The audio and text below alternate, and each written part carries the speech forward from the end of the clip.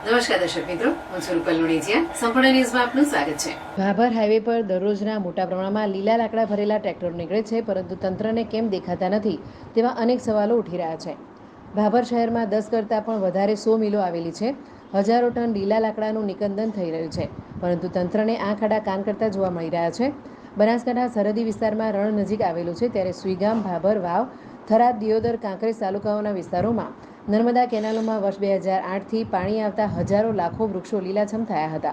ચારે બાજુ હરિયાળી છવાઈ ગઈ હતી, પરંતુ અત્યારે છેલ્લા કેટલાક વર્ષોથી લીલા વૃક્ષોનું છેદન થઈ રહ્યું છે. આની પાછળ ક્યાંક ને ક્યાંક સરકારની પણ ઢીલી નીતિ જવાબદાર હોય તેવું દેખાઈ રહ્યું છે, કારણ કે સરકારે પણ 86 જાતના વૃક્ષોના છેદન કરવાનું પરિપત્ર જાહેર કરેલ છે.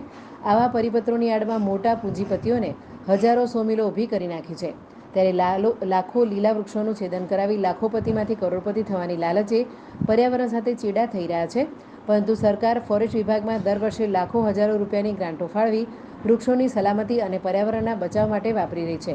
પણ આમ જનતાના ટેક્સના પૈસે ફોરેસ્ટ વિભાગના નોર્મલ રેન્જ અને વિસ્તરણ રેન્જ હજારો કર્મચારીઓના પગાર ભથ્થા ચૂકવાઈ રહ્યા છે.